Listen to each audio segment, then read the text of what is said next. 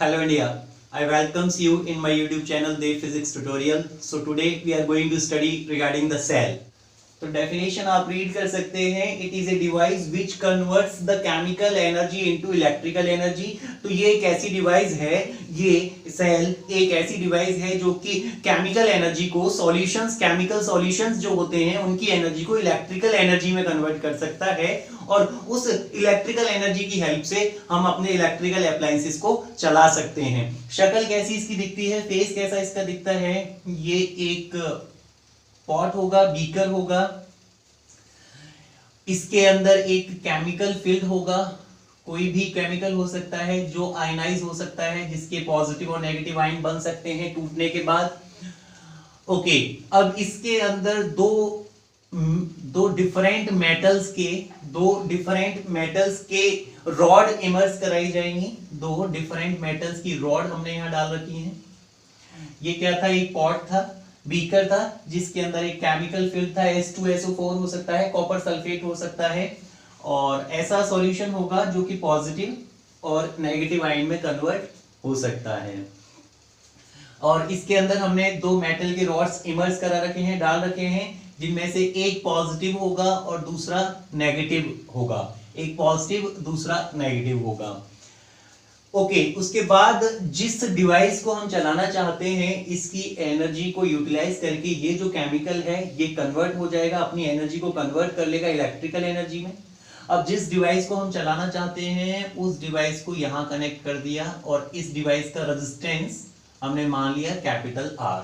Positive terminal, negative terminal, ये terminal points हैं. Positive terminal यहां पे कनेक्ट किया गया है, वायर का एक हिस्सा, एक एंड, और इस जगह पे वायर का दूसरा एंड कनेक्ट किया गया है और इस डिवाइस को हम चलाना चाहते हैं.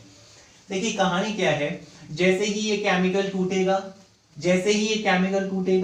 केमिकल के टूटने से पॉजिटिव और नेगेटिव चार्जेस बनेंगे, नेगेटिव और पॉजिटिव आयंस बनेंगे. ये जो पॉजिटिव आयन है ये किधर चलेगा, रॉड के केमिकल के अंदर नेगेटिव से पॉजिटिव की तरफ चलेगा. ये पॉजिटिव आयन यहां से यहां चल के आएगा इस साइड में.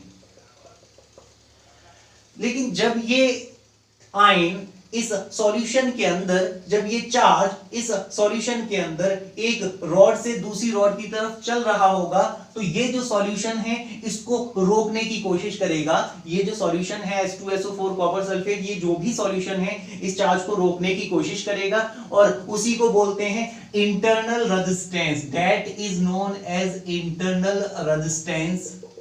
और इंटरनल रेजिस्टेंस को स्मॉल r से डिनोट किया जाता है. क्या कहते हैं, इंटरनल रेजिस्टेंस.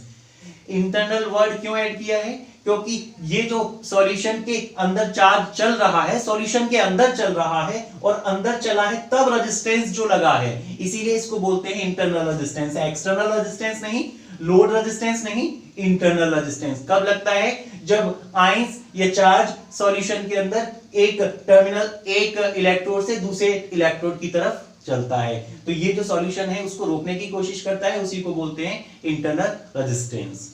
तो इसी बात को हम अब डेफिनेशन की फॉर्म में देख सकते हैं. It is defined as the resistance offered by the solution. इस सॉल्यूशन के द्वारा लगाया गया resistance to the flow of the charge. किस पे, चार्ज के फ्लो करने के लिए. चार्ज के फ्लो करने पे जो रेजिस्टेंस लग रहा है from one electrode to another, एक इलेक्ट्रोड से दूसरे इलेक्ट्रोड के बीच में इंटरनली जब आयंस या चार्ज फ्लो कर रहे हैं, तो चार्ज के फ्लो करने का जो अपोजिशन हो रहा है उसी को बोलते हैं इंटरनल रेजिस्टेंस.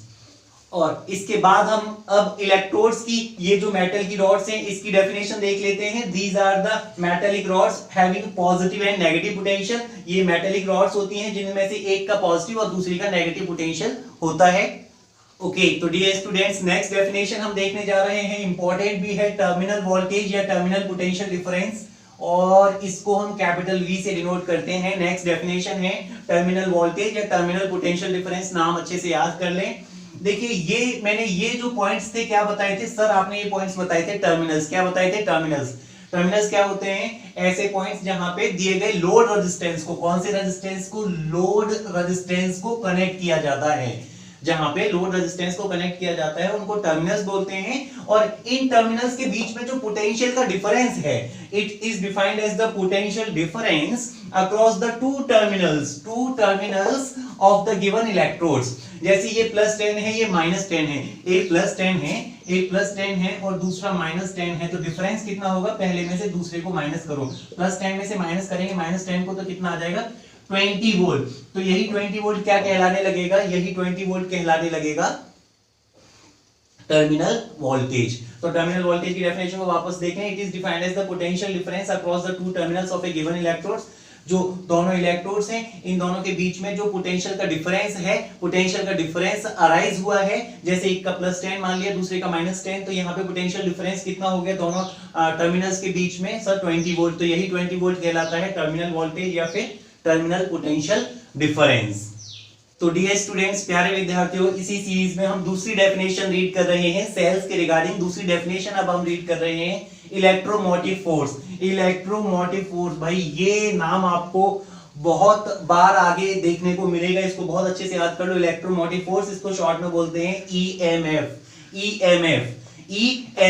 और ध्यान रखना, ये कोई फोर्स नहीं है, इसके नाम पे ना जाएं, इसके नाम पे बिल्कुल ना जाएं। बहुत बार कहा जाता है आपसे कि इसके नाम के अकॉर्डिंग, लेकिन यहाँ इसके नाम के अकॉर्डिंग नहीं चलना है, इसके नाम के अकॉर्डिंग नहीं चलना है, क्योंकि ये जो है ये एक टाइप का पोटेंशियल है, ये एक टाइप का पोटेंशियल है, फोर्स नहीं है। नाम पे ना जाएं, इसके काम पे जाएं। ये एक टाइप का पोटेंशियल होता है, मन में भर लो, जैसे बैटरी होती है, बैटरी का अपना पोटेंशियल होता है, इलेक्ट्रोमोटिव फोर्स का मतलब भी है पोटेंशियल। क्या है, पोटेंशियल। डेफिनेशन देखते हैं, it is defined as the actual potential difference in between the terminals of a cell. Actual potential difference in between the terminals of a cell. यहां तक बात समझ में आ रही है, ठीक है। When the circuit is there in open condition, when the circuit is there in open condition, तो फिर एक काम करो, इस सर्किट को ओपन कर दो, लोड रेजिस्टेंस को हटा दो। मैं क्या बोल रहा हूं, लोड रेजिस्टेंस को हटा दो, हटा दिया सर। उस को हटाने के बाद इन दोनों टर्मिनल्स के बीच में जो एक्चुअल पोटेंशियल डिफरेंस है, वही कहलाता है ईएमएफ। अंतर क्या है, यहां पे ओपन सर्किट होना, टर्मिनल वोल्टेज और ईएमएफ में अंतर क्या है, टर्मिनल वोल्टेज में ओपन सर्किट होना जरूरी नहीं है, टर्मिनल वोल्टेज में ओपन सर्किट होना जरूरी नहीं है। यहां पे लोड रेजिस्टेंस लगा सकते थे, लोड रेजिस्टेंस लगाने के बाद उस टाइम पे लोड रेजिस्टेंस लगाने के बाद जो दोनों टर्मिनल्स के बीच का पोटेंशियल डिफरेंस है वो कहलाता था टर्मिनल वोल्टेज, लोड रेजिस्टेंस लगाने के बाद। लेकिन लोड रेजिस्टेंस को हटा देने के बाद इन दोनों टर्मिनल्स के बीच का जो एक्चुअल पोटेंशियल डिफरेंस है, that is known as electromotive force. और ये कोई फोर्स नहीं है, ये एक टाइप का पोटेंशियल होता है। It is defined as the actual potential difference in between the two terminals of a cell in open circuit condition. Open circuit मतलब खुला हुआ सर्किट, ये कंप्लीट नहीं है तो चार्ज नहीं फ्लो करेगा, तो करंट नहीं होगा। तो इसी डेफिनेशन को हम ऐसे भी कह सकते हैं, it is defined as the actual potential difference in between the two terminals of a cell when there is no current. Open circuit मतलब चार्ज फ्लो नहीं करेगा, मतलब करंट नहीं है, तो नो करंट की कंडीशन में इन दोनों टर्मिनल्स के बीच का जो एक्चुअल पोटेंशियल डिफरेंस है, that is known as EMF, electromotive force. तो डियर स्टूडेंट्स, गौर फरमाना मेरी बात पे। अभी मैं क्या बोल रहा हूं, मैंने सेल का एक डायग्राम बना रखा है, लोड रेजिस्टेंस, दोनों ही टर्मिनल्स हैं, positive terminal, negative terminal. Okay, ये बीकर है जिसके अंदर ये केमिकल फील्ड था, और एक इलेक्ट्रोड से दूसरे इलेक्ट्रोड की तरफ मैंने पॉजिटिव आयन को, हालांकि पॉजिटिव नेगेटिव दोनों आयन होते हैं, मैं एक ही आयन को अभी चलते हुए दिखा रहा हूं, नेगेटिव से पॉजिटिव। तो आपको ये ध्यान रखना है, क्या ध्यान रखना है, सेल के अंदर मतलब इंटरनली, सेल के अंदर जो पॉजिटिव आयन चलता है वो नेगेटिव से पॉजिटिव की तरफ चलता है, नेगेटिव से पॉजिटिव की तरफ इंटरनली, सेल के अंदर। ओके, और सेल के बाहर जो पॉजिटिव आयन या पॉजिटिव चार्ज फ्लो करता है वो पॉजिटिव से नेगेटिव फ्लो करता है, पॉजिटिव टू नेगेटिव, कहां, आउटसाइड, बाहर में। ये तो दोनों तरफ डायरेक्शन अपोजिट होती है, ध्यान रखना है। सेल के अंदर पॉजिटिव आयन जो फ्लो करता है, पॉजिटिव चार्ज जो फ्लो करता है, वो फ्लो करता है नेगेटिव से पॉजिटिव। कहां से, नेगेटिव से छोटे से बड़े की तरफ, नेगेटिव से पॉजिटिव की तरफ, सेल के अंदर ध्यान रखना है, नेगेटिव से पॉजिटिव। और सेल के बाहर, इसको बहुत ज्यादा अच्छे से ध्यान रखें, इसको ज्यादा अच्छे से ध्यान रखें। सेल के बाहर हालांकि करंट फ्लो करता है, पॉजिटिव चार्ज फ्लो करता है पॉजिटिव से नेगेटिव की तरफ। ओके, अब मैं इसी डायग्राम का, इसी चित्र का, इसी पिक्चर का, इसी फोटोग्राफ का अब मैं सर्किट डायग्राम बनाने जा रहा हूं, क्योंकि हमारे लिए सर्किट डायग्राम इंपॉर्टेंट है। चैप्टर पढ़ रहे हैं करंट इलेक्ट्रिसिटी, तो सर्किट डायग्राम कैसा बनेगा, ये एक पॉजिटिव और नेगेटिव टर्मिनल बना दिए, पॉजिटिव और नेगेटिव टर्मिनल बना दिए, ठीक है। उसके बाद ये मैंने बना दिया इंटरनल रेजिस्टेंस, ये वाला रेजिस्टेंस, इंटरनल रेजिस्टेंस, ये सॉल्यूशन जो रेजिस्टेंस लगा रहा है वो इंटरनल रेजिस्टेंस बना दिया। इसको स्मॉल आर से डिनोट करते हैं, किससे डिनोट करते हैं, स्मॉल आर से, किससे, स्मॉल आर से। उसके बाद मैंने ये दोनों टर्मिनल्स बना दिए, टर्मिनल्स बना दिए, ओके, ये दोनों टर्मिनल्स बन गए, ओके, सेल कंप्लीट हो गया। इन दोनों टर्मिनल से कौन कनेक्ट है, सर लोड रेजिस्टेंस कनेक्ट है, तो लोड रेजिस्टेंस को कनेक्ट कर दो, कहां, टर्मिनल से, ये लोड रेजिस्टेंस कनेक्ट हो गया, लोड रेजिस्टेंस को डिनोट कर रखा है कैपिटल आर से, ओके। अब ध्यान दें, दोनों इलेक्ट्रोड्स के बीच का, दोनों इलेक्ट्रोड्स के बीच का एक्चुअल पोटेंशियल डिफरेंस जो होता है उसको बोलते हैं ईएमएफ। क्या बोलते हैं, ईएमएफ, क्या बोलते हैं, ईएमएफ। अगर इस सर्किट को मैं ओपन भी कर दूं तो भी कोई प्रॉब्लम नहीं। यहाँ पे इन दोनों टर्मिनल्स के बीच का, इन दोनों इलेक्ट्रोड्स के बीच का जो एक्चुअल पोटेंशियल डिफरेंस है that is known as EMF, okay. अब ईएमएफ था, ओके, मान लो 20 वोल्ट था, ईएमएफ की वैल्यू मान ली एक बार के लिए 20 वोल्ट था, 20 वोल्ट था, ईएमएफ 20 था, ओके। अब क्योंकि सर्किट कंप्लीट है, हाँ कंप्लीट है, चार्ज फ्लो करेगा और पूरे रास्ते फ्लो करेगा। एक बात हम जानते हैं, क्या जानते हैं, जब भी कोई चार्ज किसी रेजिस्टेंस से फ्लो करता है तो वहां पे पोटेंशियल का खर्च आता है, वो पोटेंशियल को खा जाता है, वो पोटेंशियल का ड्रॉप करा देता है चार्ज। ध्यान रखें, V = IR के अकॉर्डिंग कौन कह के चला गया, ओम साहब कह के चले गए, V = IR होता है किसी भी जगह पे खर्चा, पोटेंशियल का ड्रॉप होता है उसमें जाने वाला करंट इनटू रेजिस्टेंस, ओके। मतलब सर जी यहाँ पे पोटेंशियल ड्रॉप होगा, जिसे बोलते हैं इंटरनल पोटेंशियल ड्रॉप। मतलब ये होगा सर कुछ ना कुछ पोटेंशियल ड्रॉप तो सेल के अंदर ही हो जाएगा, सेल के अंदर ही कुछ ना कुछ खर्चा चल रहा है, तो खर्चा होने के बाद बाहर कितना पहुंचेगा, सर मैं क्या बोल रहा हूं, सेल के अंदर ही कुछ ना कुछ पोटेंशियल ड्रॉप हो जाएगा। तो देखिए ईएमएफ, ये इन दोनों इलेक्ट्रोड्स के बीच का जो एक्चुअल पोटेंशियल डिफरेंस था उसको ईएमएफ बोलते हैं। उसकी वैल्यू 20 वोल्ट मान ली, मैंने मान लिया अंदर 2 वोल्ट का खर्चा हो गया, ओके।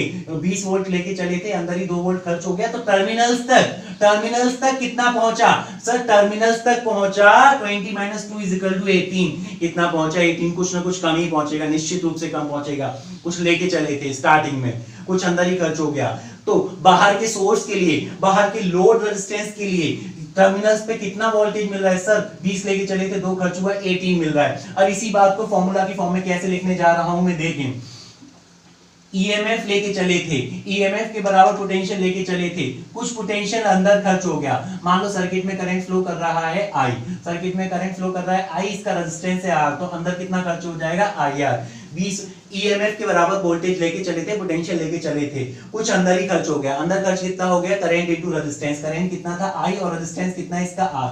तो अब क्या बचा, सर अब बचा टर्मिनल्स पे वोल्टेज, टर्मिनल्स पे मिलने वाली वोल्टेज बची। अब लेके चले थे कुछ यहाँ खर्च, बाकी की जो वोल्टेज है वो कहां पहुंचेगी, टर्मिनल्स पे। तो टर्मिनल वोल्टेज कितनी बची, V।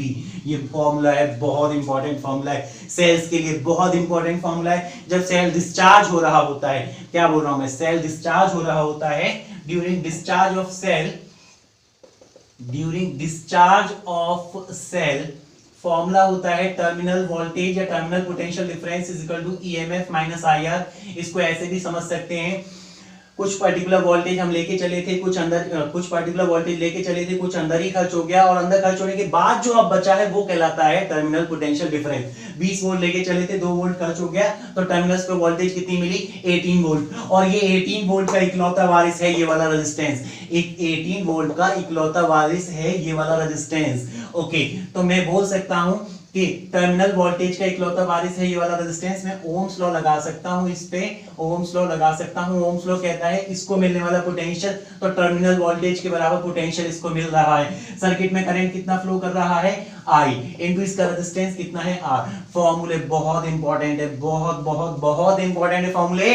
Terminal voltage V = EMF - IR। IR क्या होता है, internal potential drop. Terminal voltage V = EMF - IR। बहुत अच्छे से फॉर्मूले को याद कर लें। और टर्मिनल वोल्टेज की जो potential, terminal voltage V is equal to होता है I into R. Terminal voltage जो है उसका इकलौता वारिस है ये वाला रेजिस्टेंस, तो इस पे मैंने ओम्स लॉ लगा दिया। क्या लगा दिया? Ohm's law. इसके अक्रॉस खर्च होने वाला पोटेंशियल, तो खर्च कितना होगा? जितना उसको मिल रहा है, मिल कितना रहा है? टर्मिनल वोल्टेज के बराबर, इज इक्वल टू इसमें फ्लो होने वाला करंट I इंटू इसका रेजिस्टेंस आर। ये फॉर्मूले बहुत अच्छे से याद रखने। करंट का फॉर्मूला बनाना है मुझे। देखिए जनरली हम जानते हैं, क्योंकि ओम्स लॉ के according V is equal to IR होता है, current is equal to voltage upon resistance होता है। ओके, अब हम जानते हैं इसी फॉर्मूला के मद्देनजर ध्यान रखते हुए current I is equal to हो जाएगा कितना वोल्टेज हम लेके चले थे सर्किट में, वोल्टेज लेके चले थे EMF E के बराबर। ओके, EMF E के बराबर, ये जनरल फार्मूला है। इस जनरल फार्मूला को ध्यान में रखते हुए मैं अब अपने इस केस में फार्मूला डेराइव करना चाहता हूं। तो करंट इज इक्वल टू होता है टोटल कितना पोटेंशियल दिया गया था अपॉन में टोटल रेजिस्टेंस। टोटल कितना पोटेंशियल दिया गया था अपॉन में टोटल रेजिस्टेंस। तो टोटल पोटेंशियल कितना दिया जा रहा है? EMF E के बराबर, और टोटल रेजिस्टेंस कितना है? R इधर और स्मॉल r इधर, तो टोटल रेजिस्टेंस हो जाएगा capital R plus small r। इसे हटा दो, कंफ्यूज हो जाओगे, क्योंकि हम जनरली तो कैपिटल V क्या लेते हैं? पोटेंशियल, और यहाँ कैपिटल V क्या ले रखा है? Terminal voltage. तो दोनों नामों में कंफ्यूज ना हो जाओ, इस वजह से मैंने उसको यहाँ से हटा दिया। और जो फॉर्मूला बन रहा है सेल के अंदर करंट का, वो होता है EMF अपॉन में टोटल रेजिस्टेंस। टोटल रेजिस्टेंस में क्या आता है? Load resistance. टोटल रेजिस्टेंस में क्या आता है? Load resistance plus internal resistance. Load resistance plus internal resistance. तो ये फॉर्मूला बहुत अच्छे से याद कर ले। सो द डियर स्टूडेंट्स, प्यारे विद्यार्थियों, अब मैं जो नेक्स्ट टॉपिक ले रहा हूं वो है टॉपिक है combination of cell. Combination of cell, अब मतलब मुझे ज्यादा पावर चाहिए, तो कई सारे सेल्स को मुझे कनेक्ट करना होगा, आपस में मिला देना होगा। तो दो तरीके से उनको जोड़ा जा सकता है। पहला है सीरीज कॉम्बिनेशन ऑफ सेल, पहला है सीरीज कॉम्बिनेशन ऑफ सेल। और अब मैं ये फाइंड आउट करूंगा कि अगर डिफरेंट EMF और डिफरेंट इंटरनल रेजिस्टेंस के बहुत सारे सेल्स को कनेक्ट कर रहा हूं, तो उनका इफेक्टिव जो सेल बनेगा, उनके द्वारा जो इफेक्टिव सेल बनेगा, उसका EMF कितना होगा, उसका इंटरनल रेजिस्टेंस कितना होगा, ये फाइंड आउट करने जा रहा हूं। सबसे पहले इसका चित्रण बना लेते हैं, इसका चित्र बना लेते हैं। ये पहला सेल है जिसका EMF E1 है, जिसका EMF E1 है, इंटरनल रेजिस्टेंस R1 है। ये दूसरा सेल है जिसका EMF E2 है, इंटरनल रेजिस्टेंस R2 है। ये पॉइंट A मान लो, पॉइंट B मान लो, ये पॉइंट C मान लो। ओके, इसको चाहो तो इसको लोड रेजिस्टेंस से कनेक्ट हुए दिखा दो, अदरवाइज कोई बहुत ज्यादा मैंडेटरी नहीं है। मैं क्या कर रहा हूं, दो सेल लिए मैंने, पहला सेल E1 R1, दूसरा सेल E2 R2।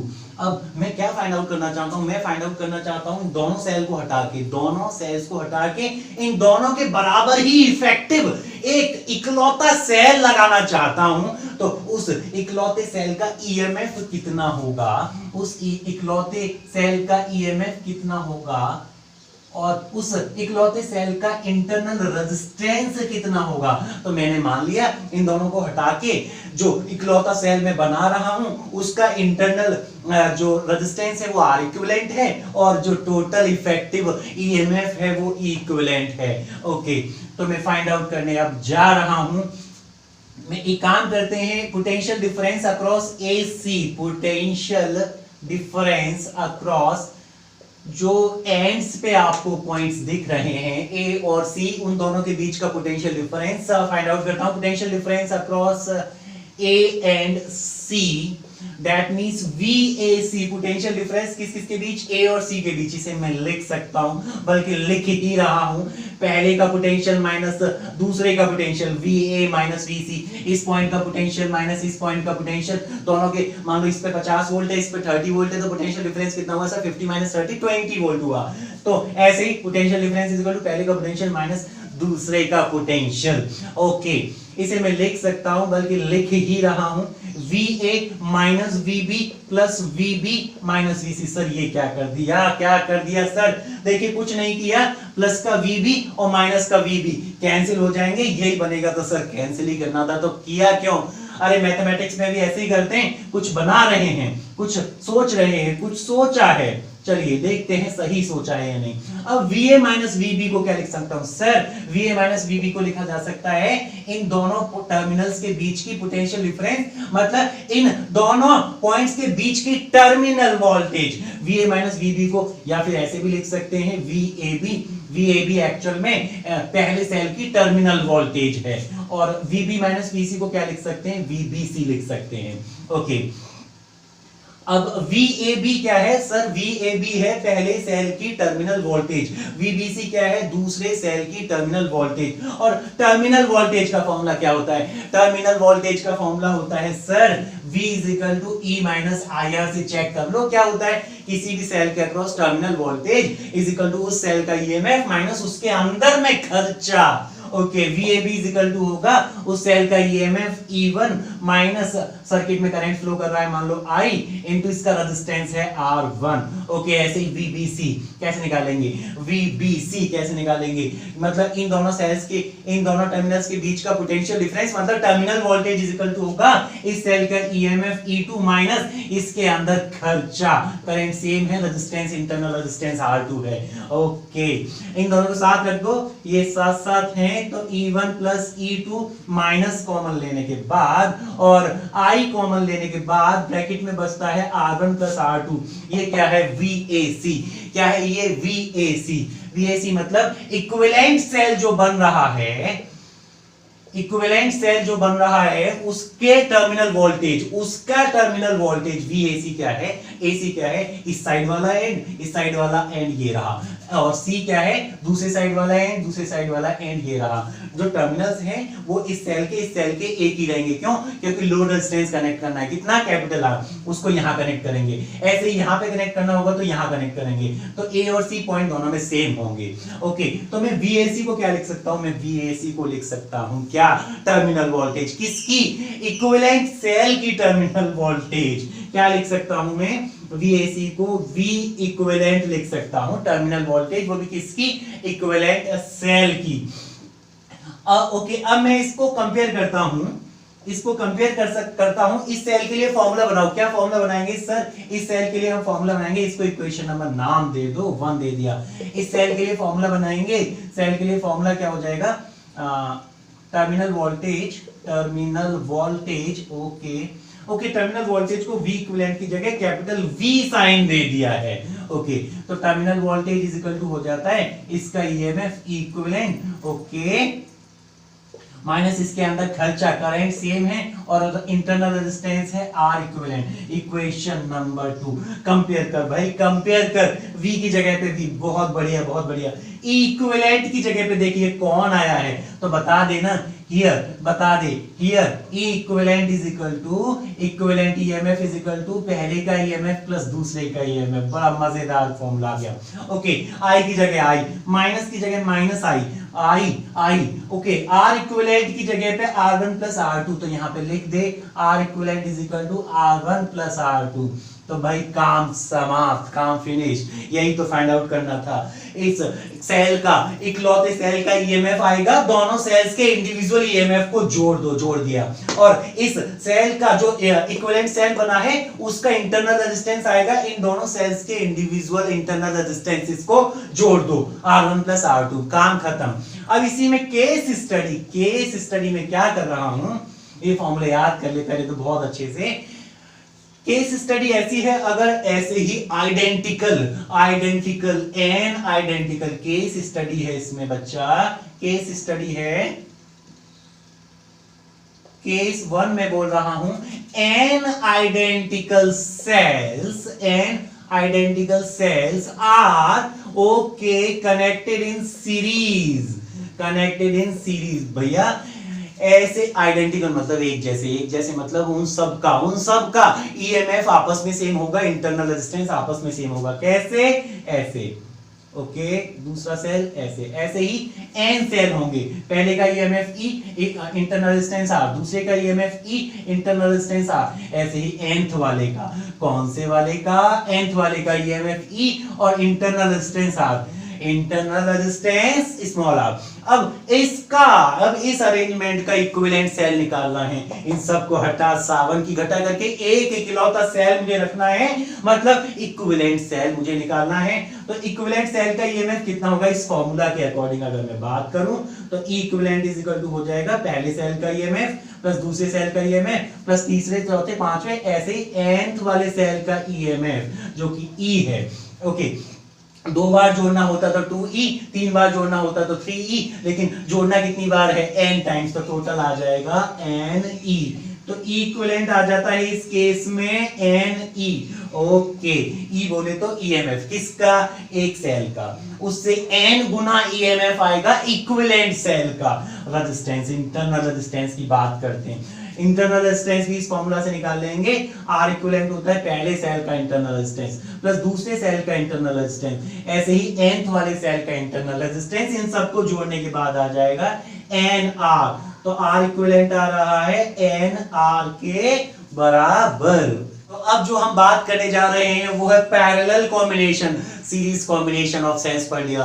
सेल्स को बहुत ज्यादा पावर लेने के लिए लोड रेजिस्टेंस अगर बहुत ज्यादा पावर मांगता है तो उस बहुत ज्यादा पावर की रिक्वायरमेंट को पूरा करने के लिए मैंने बहुत सारे सेल्स को सीरीज में कनेक्ट किया था, और अब मैं बहुत सारे सेल्स को पैरेलल में कनेक्ट करूंगा। सर क्यों करोगे, वो तो हम देख लेंगे क्यों करेंगे, लेकिन कनेक्ट होंगे कैसे, दिखेंगे कैसे, शक्ल कैसी होगी इनकी। देखिए ये पहला सेल जिसका EMF E1, internal resistance R1। Okay, इसके जस्ट नीचे पैरेलल कॉम्बिनेशन है, इसके जस्ट नीचे दूसरा सेल जिसका ईएमएफ E2 और जिसका इंटरनल रेजिस्टेंस R2। तो इस सेल का एक टर्मिनल ये था, इस सेल का दूसरा टर्मिनल ये, इस वाले सेल का पहला टर्मिनल ये, दूसरा टर्मिनल ये। इन दोनों सेल के पहले टर्मिनल्स को एक जगह पे एक साथ, इन सेल्स के दूसरे टर्मिनल्स को एक जगह पे कनेक्ट कर दिया। ये पैरेलल कॉम्बिनेशन ऑफ सेल कहलाता है। देख ले भाई कैसे बनाया है, पीछे जाओ और चेक कर। तो ये पैरेलल कॉम्बिनेशन ऑफ सेल है। अब जिस डिवाइस को भी कनेक्ट करना है आप इस लोड रेजिस्टेंस को यहां कनेक्ट कर सकते हो, शो कर सकते हो, दिखा सकते हो कि साहब ये लोड रेजिस्टेंस हो गया जो कि हमें कनेक्ट करना था। ओके, इस पॉइंट को A मान लेते हैं, इस पॉइंट को B मान लेते हैं। पहला सेल नेगेटिव से पॉजिटिव। ओके, डायरेक्शन क्या होती है करंट की, पॉजिटिव चार्ज के चलने की डायरेक्शन में होता है करंट। ओके, तो पॉजिटिव चार्ज चलता कैसे सेल के अंदर सर, नेगेटिव से पॉजिटिव। तो करंट की डायरेक्शन ये हो गई पहले सेल के द्वारा, पहले सेल के द्वारा बनाया गया करंट I1, ऐसे ही दूसरे सेल के द्वारा करंट नेगेटिव से पॉजिटिव होता है I2। ओके, दोनों मिलके कितने बन जाएंगे I। तो total current I is equal to हो जाएगा I1 plus I2। Total current I is equal to I1 plus I2। Okay, इस इक्वेशन को लिख दे क्योंकि टोटल करंट होगा I1 plus I2, equation number 1। Okay, अब जनरल फार्मूला पे चल। जनरल फार्मूला क्या कहता है सर, जनरल फार्मूला कहता है terminal potential difference. Terminal potential difference मतलब terminal voltage is equal to होता है उस सेल का ईएमएफ माइनस IR बोले तो इंटरनल पोटेंशियल ड्रॉप। ईएमएफ लेके चले थे, कुछ खर्चा हो गया, खर्चा होने के बाद जो वोल्टेज बच रही है वो कहलाती है terminal potential difference, terminal voltage.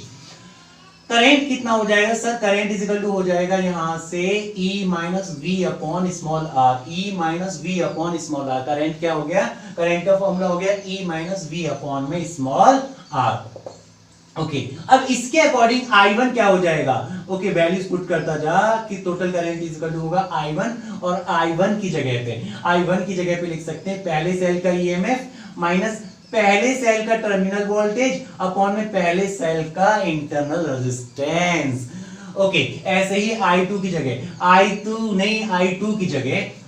जगह पे हम लिखेंगे, क्या लिखेंगे, इस फॉर्मूला के अकॉर्डिंग पहले दूसरे सेल का ईएमएफ E2 माइनस दूसरे सेल का टर्मिनल वोल्टेज अपॉन में दूसरे सेल का रेजिस्टेंस, इंटरनल रेजिस्टेंस। एक बात देख, एक बात सुन, एक बात समझ, ये दोनों पैरेलल में कनेक्ट हैं। हाँ सर कनेक्ट हैं, तो इनके जो टर्मिनल वोल्टेज होंगे, चाहे पहला सेल हो, इन टर्मिनल्स को यहां मान लो या यहां मान लो, एक ही बात है, बीच में कोई रेजिस्टेंस और तो है नहीं, और कोई रेजिस्टेंस नहीं है, तो इन टर्मिनल्स को यहां पे मान लो या यहां मान लो।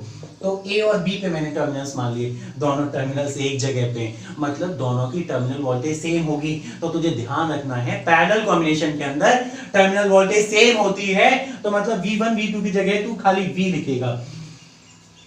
V1 V2 ऐसे बता दे, एक नेक्स्ट लाइन में बता दे, क्योंकि V1 is equal to V2, क्यों भैया? क्योंकि सर पैरेलल कॉम्बिनेशन है, प्यारे लाल कॉम्बिनेशन, प्यारे लाल कॉम्बिनेशन है। ओके, अब इसको थोड़ा सा सॉल्व कर, ज्यादा नहीं थोड़ा सा। ओके, इसको हम लिख सकते हैं ऐसे, सेपरेटली लिख लेते हैं इसको, E1 अपॉन R1। ओके, इसको लिख सकता हूं E2 upon R2 minus V1 की जगह V लिख दो और V2 की जगह पे V लिख दो, तो माइनस V अपॉन R1 और माइनस का V अपॉन R2। मैंने कुछ नहीं किया, कुछ तो किया है, बस अलग अलग कर दिया है। R1 जो है दोनों के नीचे अलग अलग लिख दिया है, E1 upon R1 minus V upon R1, ऐसे ही plus E2 upon R2 minus V upon R2।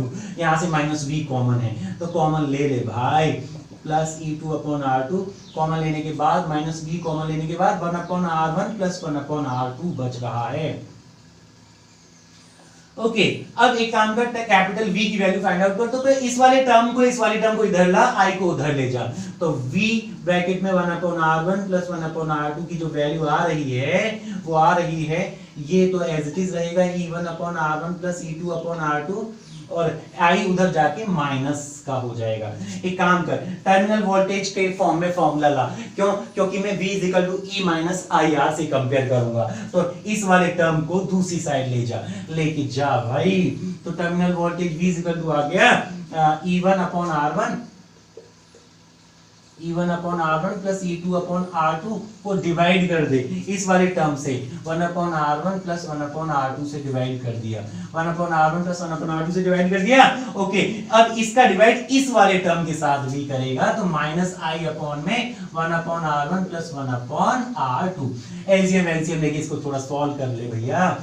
Okay, ऊपर का एलसीएम आ जाएगा R1 R2, फिर आ जाएगा E1 R2 plus E2 R1। Okay, नीचे एलसीएम भी R1 इसका भी एलसीएम R1 R2 आएगा। ओके, इसको सॉल्व करेंगे तो R2 प्लस R1 या R1 प्लस R2 लिख दो, एक ही बात है, minus, okay, minus I upon में इसका एलसीएम वही R1 R2 आएगा, नीचे R1 R2 आएगा, और इसको एलसीएम को सॉल्व करेंगे तो R2 प्लस R1 या R1 प्लस R2 एक ही बात है, एक ही बात है। ओके, R1 R2 से भैया इसको बाइज्जत रिहा कर और R1 R2 को ऊपर ले आ। ओके ओके ओके, यहां तक कॉपी कर लेना पहले आप, और आगे चलते हैं, इसको सॉल्व करते हैं। ये बचता है V is equal to E1 R2 plus E2 R1 upon में क्या है, R1 plus R2 minus R1 R2, ये वाला भैया ऊपर चला गया, minus I into R1 R2 upon में R1 प्लस R2। अब क्या करेंगे, अब कंपेयर करेंगे किसको, ईएमएफ वाले टर्म्स को और करंट वाले टर्म्स के साथ कंपेयर करेंगे। कैसे? अब मैं क्या बोल रहा हूं, ध्यान देना, इन दोनों सेल्स को हटा के एक इकलौता सेल बनाना चाहता हूं, रखना चाहता हूं, तो कैसा वो सेल दिखेगा? देखो, बाकी सारी कहानी तो सेम दिखेगी, लोड रेजिस्टेंस मुझे सेम दिखेगा कैपिटल R का, और इन दोनों सेल को हटा के एक इकलौता सेल में लगा रहा हूं जिसका ईएमएफ E इक्विवेलेंट मान लिया और इंटरनल रेजिस्टेंस R इक्विवेलेंट मान लिया, और टर्मिनल पोटेंशियल डिफरेंस मैंने मान लिया capital V। Terminal potential difference यहां भी कैपिटल V माना था, और इसका भी टर्मिनल पोटेंशियल डिफरेंस सेम ही होगा क्योंकि सेम लोड रेजिस्टेंस से कनेक्ट है। ओके, तो इसके लिए फॉर्मूला क्या लिखूंगा? ओके, फॉर इक्विवेलेंट सेल हो जाएगा टर्मिनल वोल्टेज कितनी है, V है, इज इक्वल टू ईएमएफ कितना है, E equivalent minus internal drops. Current पहले भी I माना था, अब भी I मानेगा। क्यों मानेगा? क्योंकि जितने ये दोनों इफेक्टिव थे इतना ये अकेला होना चाहिए। ये दोनों मिलकर करंट सर्किट में कितना फ्लो करा देते, I, तो इसको अकेले को भी I फ्लो कराना पड़ेगा। तो माइनस इंटरनल ड्रॉप, करंट कितना फ्लो कर रहा है इसमें, I, रेजिस्टेंस कितना है, R इक्विवेलेंट। ओके, कंपेयर कर दे भाई इसको, इक्वेशन नंबर जो भी हो नाम दे दे, कुछ 3 दे दिया, मान ली 4 दे दिया, इसको कंपेयर कर ले। तो V की जगह V, E इक्विवेलेंट की जगह देखो कौन आया है, तो E इक्विवेलेंट की जगह पे आप लिख सकते हैं, E इक्विवेलेंट की जगह लिख सकते हैं E1 R2 plus E2 R1 upon में R1 प्लस R2, और देखिए I की जगह I, माइनस की जगह माइनस, और आर इक्विवेलेंट की जगह देखो ये कौन आया है, तो आर इक्विवेलेंट की जगह लिख सकते हैं R1 R2 अपॉन में R1 प्लस R2। तो ये फॉर्मूला हो जाता है इक्विवेलेंट का, ये फॉर्मूला हो जाता है आर इक्विवेलेंट का, लेकिन मैं अभी नहीं मानूंगा। चलिए इसको इक्वेशन नंबर 5 नाम दे देते हैं, इसको इक्वेशन नंबर 6 नाम देते हैं। 5 और 6 एक काम का डिवाइड कर, किसको 5 को 6 से डिवाइड कर, तो ई इक्विवेलेंट को डिवाइड कर रहा हूं किससे, आर इक्विवेलेंट से, आर इक्विवेलेंट से डिवाइड कर रहा हूं। ओके लेफ्ट हैंड साइड पे कर लिया तो राइट हैंड साइड पे भी कर, E1 R2 plus E2 R1 upon में R1 प्लस R2 को ओके ओके ओके डिवाइड करना है इससे, किससे, R1 R2, और जो भी अपॉन में है वो बहुत अपॉन में जाएगा, बहुत ऊपर जाएगा। R1 प्लस R2 से R1 प्लस R2 कैंसिल, तो मेरे पास बच रहा है E1 R2 plus E2 R1 upon में R1 इंटू R2। एक काम करते हैं इसको और सिंप्लीफाई करते हैं, एक काम करते हैं इसको और सिंप्लीफाई करने के लिए इस टर्म को R1 R2 को दोनों के नीचे इंडिविजुअली अलग अलग लिख के दिखा दो।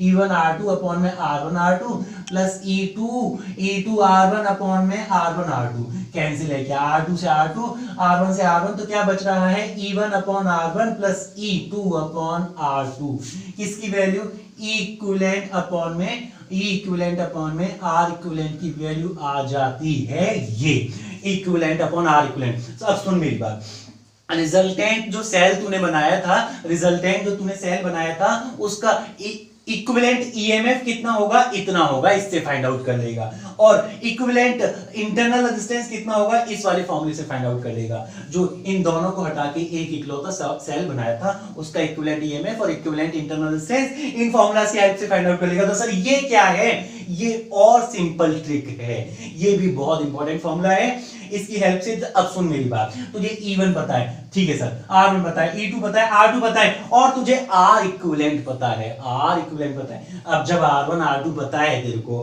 R1 R2 पता है, तो R इक्विवेलेंट तो पता होगा ही ना इस फॉर्मूला की हेल्प से। इन सबको सॉल्व करके तू E इक्विवेलेंट की वैल्यू आसानी से फाइंड आउट कर सकता है। इस फॉर्मूला में थोड़ा सा कैलकुलेशन ज्यादा करने पड़ेंगे, ये तेरे को ज्यादा सिंपल पड़ेगा, मैं यूजुअली इससे करता हूं। इक्विवेलेंट जब मुझे फाइंड आउट करना होता है, हालांकि ये भी सही है, ये भी सही है, जो तुझे सही लगे उसको तू यूज कर लेना। मैं यूजुअली इसको यूज करता हूं, अब इसको यूज करके मैं घिस देता हूं। इसको यूज करके मैं इसकी एक केस स्टडी पढ़ रहा हूं। केस स्टडी साहब बंधु कुछ ऐसी है। ओके, इसके रिगार्डिंग एक केस स्टडी हम पढ़ेंगे। केस स्टडी क्या है, केस स्टडी में अभी मुझे क्या है, सेल दिया है, बहुत सुंदर सेल है और आइडेंटिकल सेल्स हैं, आइडेंटिकल सेल हैं। ओके, ईएमएफ कितना है, E1, ईएमएफ कितना है, E, और इंटरनल रेजिस्टेंस कितना है, R, और दूसरा सेल है जिसका ईएमएफ है E, इंटरनल रेजिस्टेंस है R, और ऐसे ही करके भाई 1 2 3 नहीं, n सेल्स हैं, n सेल्स को मैंने पैरेलल में कनेक्ट किया हुआ है, प्यारे लाल कनेक्ट किया हुआ है, और फिर इस अरेंजमेंट को मैं लोड रेजिस्टेंस से कनेक्ट कर दूंगा। ओके सर, ये तो बड़ा कॉम्प्लिकेटेड सा हो गया लेकिन मजेदार है। अभी सुन, n आइडेंटिकल सेल्स को, कंडीशन क्या है, n आइडेंटिकल सेल्स को okay are connected in parallel में कनेक्ट है आइडेंटिकल सेल। तो अब इन सब को हटा के एक इकलौता सेल में रखना चाहता हूं, तो उसका ईएमएफ कितना होगा, उसका इंटरनल रेजिस्टेंस कितना होगा। एक काम करो, पहले इंटरनल रेजिस्टेंस फाइंड आउट करो। कौन से फॉर्मूला से, सर हमें पता है इंटरनल रेजिस्टेंस का फॉर्मूला होता है R equivalent is equal to R1 R2 upon में R1 प्लस R2। इस फॉर्मूला को, इस दिए गए फॉर्मूला को आप इस फॉर्म में भी लिख सकते हो, 1 upon R equivalent is equal to होता है 1 upon R1 plus 1 upon R2। इसको उल्टा करके सॉल्व करोगे तो ये रिजल्ट आ जाता है, जो कि पैरेलल कॉम्बिनेशन में आता था, क्योंकि पैरेलल में ही तो कनेक्ट हैं। तो इंटरनल रेजिस्टेंसेस को आप इस फॉर्मूला की हेल्प से भी कैलकुलेट कर सकते हो। बहुत ज्यादा सेल्स अगर हो तो प्लस प्लस प्लस कहां तक, n तक, 1 अपॉन Rn। लेकिन अभी अपने पास अच्छी बात है, आइडेंटिकल सेल्स हैं जिनका ईएमएफ सबका सेम है, और आइडेंटिकल है इसलिए इंटरनल रेजिस्टेंस भी सेम है। तो अब मैं 1 अपॉन R इक्विवेलेंट कैलकुलेट करना चाहता हूं, तो हो जाएगा पहले सेल का इंटरनल रेजिस्टेंस प्लस दूसरे सेल का इंटरनल रेजिस्टेंस प्लस nth वाले सेल का इंटरनल रेजिस्टेंस। एक बार जोड़ना होता तो 1 अपॉन R, 2 बार जोड़ना होता तो 2 अपॉन R, n टाइम्स जोड़ना है तो n अपॉन R। तो 1 अपॉन R इक्विवेलेंट की वैल्यू आ जाती है। R इक्विवेलेंट की वैल्यूज को उल्टा करके सॉल्व कर लो, R बाय n, फॉर्मूला याद कर, n कितने n identical cells if are connected in parallel so the internal resistance will become r by n, कितना r by n, इसको याद कर। अब इसकी हेल्प से R इक्विवेलेंट कैलकुलेट कर चुका है ना, E इक्विवेलेंट कितना आएगा, ओवरऑल EMF कितना आएगा, ये कैलकुलेट करते हैं। कौन से फॉर्मूला से, जिसको मैं यूजुअली यूज करता हूं, कौन सा, E equivalent upon R equivalent is equal to होता है पहले सेल का EMF E अपॉन में उसका इंटरनल रेजिस्टेंस R प्लस दूसरी सेल का EMF अपॉन में उसका इंटरनल रेजिस्टेंस। ऐसे ही nth वाला जो सेल है उसका EMF अपॉन में उसका इंटरनल रेजिस्टेंस जोड़ दे। n टाइम्स जोड़ना होता तुझे तो कितना आ जाता, 1 टाइम जोड़ना होता E अपॉन R, 2 टाइम जोड़ना होता तो 2E upon R, n time जोड़ना है तो n E upon R। E equivalent upon R equivalent की वैल्यू आ गई सर, R इक्विवेलेंट कहां गया, R इक्विवेलेंट की वैल्यू पुट कर दे R by n, n से n कैंसिल, R से R कैंसिल, अरे सर ये क्या हो गया, E equivalent is equal to आ गया E। ये कुछ नहीं हुआ, यही फैक्ट है, इंपॉर्टेंट बात है, ध्यान रखना है। कितने भी सेल्स हैं, 20-20 वोल्ट के तूने 20,000 सेल कनेक्ट कर दिए, लेकिन टर्मिनल वोल्टेज उनका EMF जो है वो कितना रहेगा, 20-20 वोल्ट EMF के तूने 20,000 सेल कनेक्ट कर दिए, उनका जो इक्विवेलेंट सेल बनेगा, उनके जो इक्विवेलेंट पावर बनेगी, उसकी जो EMF होगी वो भी 20 वोल्ट ही हो जाएगी, चाहे तो कितने भी सेल कनेक्ट कर दे। मैं वही बताना चाहता हूं, क्योंकि पैरेलल में EMF वोल्टेज सारी चीजें सेम होती हैं, तो पैरेलल में टर्मिनल वोल्टेज भी आपस में सेम होगी। और क्योंकि आइडेंटिकल सेल है, कैसे सेल, आइडेंटिकल सेल, कैसे सेल है, आइडेंटिकल सेल, आइडेंटिकल सेल होने की वजह से इनके EMF भी सेम होंगे। नॉर्मली नहीं, अगर आइडेंटिकल सेल नहीं होते, अगर आइडेंटिकल सेल नहीं रहे होते तब EMF इनके सबके सेम नहीं आ जाते, तब EMF इनके सबके सेम नहीं आ जाते, इक्विवेलेंट EMF सबके बराबर नहीं आ जाता। कब आता है सबके बराबर, in case of identical cell. Identical cells के कंपैरिजन में जो EMF आता है वो हर सेल के इंडिविजुअल EMF के बराबर आता है। Thank you.